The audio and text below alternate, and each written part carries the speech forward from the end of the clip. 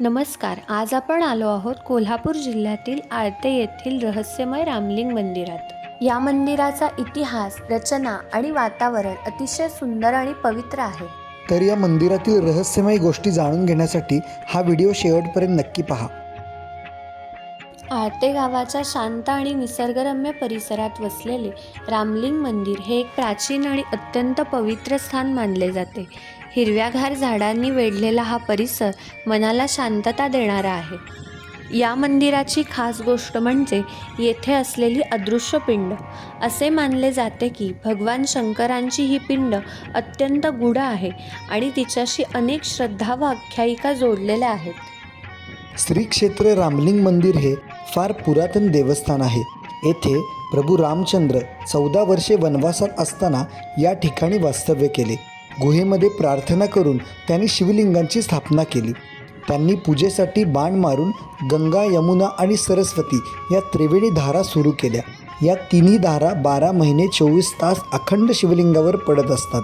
हे शिवलिंग 108 पैकी एक आहे. ही भूमी दक्षिण काशी म्हणूनही ओळखली जाते.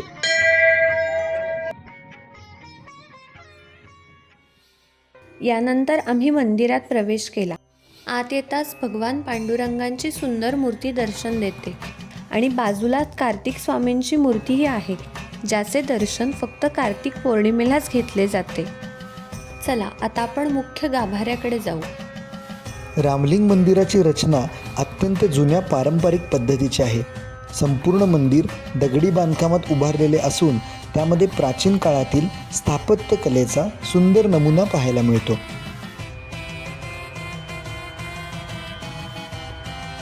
मुख्य गाभाऱ्यात प्रवेश करतानाच आपल्याला एक अनोखी गोष्ट पाहायला मिळते. येथे 2 नंदी आहेत. ते का आहेत याची माहिती आपण पुढे घेणार आहोत.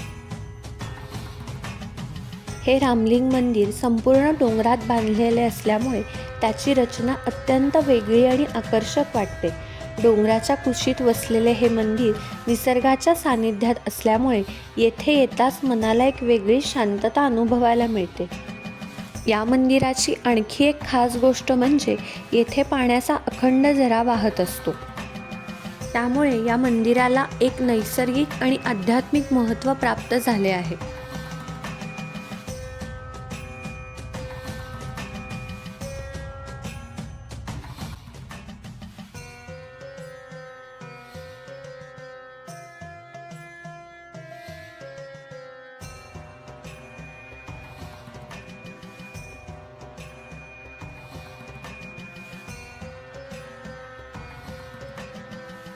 तर आपण रामलिंग येथील मुख्य गाभाऱ्यात आलो आणि इथं नेमकं इथे काहीतरी पाणी येते. आपण बघू शकतो हे पाणी कुठलं आहे नेमकं. आपण इथे पुजारी मामा त्यांच्याकडे यांची माहिती घेतली.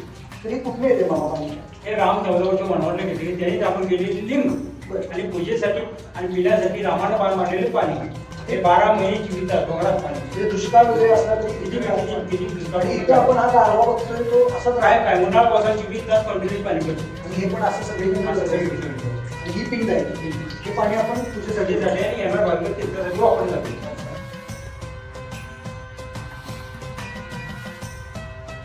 मृत्युंजयाय रुद्राय नीलकंठाय शंभवे अमृतेशाय शर्वाय महादेवाय ते नमः.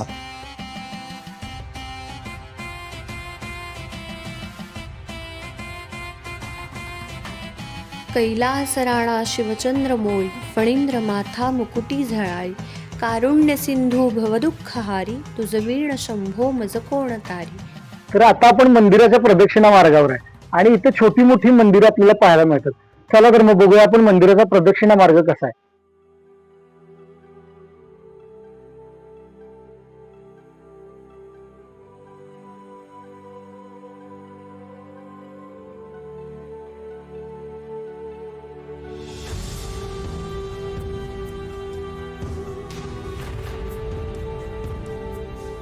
निसर्गाच्या सानिध्यात असलेले हे मंदिर केवळ धार्मिकच नाही तर मनःशांती अनुभवण्यासाठी एक सुंदर ठिकाण आहे.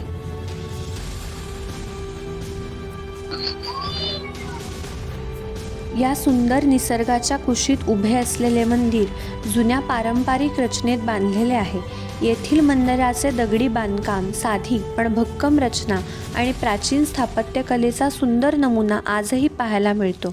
आजच्या आधुनिक काळात अशी निसर्गाशी एकरूप झालेली पारंपरिक मंदिर रचना फारच कमी ठिकाणी पाहायला मिळते. त्यामुळे हे मंदिर केवळ धार्मिक नसून निसर्ग सौंदर्य, परंपरा आणि इतिहास यांचा सुंदर संगम आहे. माझं नाव कल्याण कृष्ण नलोडे महाराज. रामलिंग हे अख्ख्या केशी पडली हातगंडेपासून पश्चिमेला 7 किलोमीटर अंतरावर रामलिंग हे देवस्थान आहे. ह्या देवस्थानची अख्ख्या म्हणजे कशी, ज्यावेळी श्रीराम उत्तर काशीहून दक्षिणात जात असताना इथं हे दंडकारण्यामध्ये थांबून त्यांनी इथे शिवलिंगाची स्थापना केली. पूजेसाठी पाणी पाहिजे म्हणून बाण मारून गंगा, यमुना, सरस्वती 3 धारा प्रकट केलेल्या आहेत.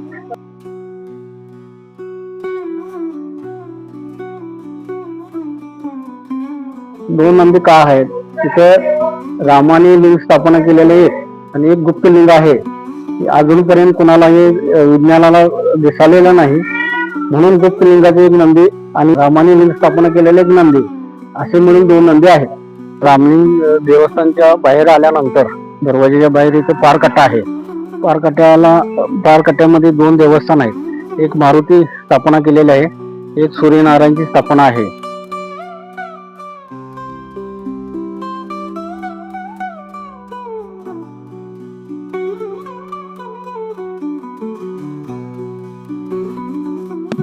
इथं फार पूर्वीपासून 1905 नंतर सुरजानंद महाराजांनी त्यांनी गोविंदास महाराजांच्या कालकीर्तात इथं गोशाळा आहे.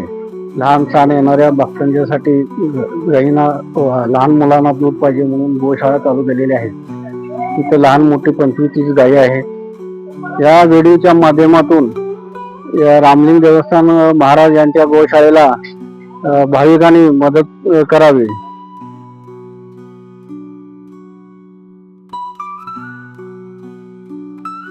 या शांत आणि पवित्र वातावरणात उभं राहिल्यावर मन नकळतच शांत होतं.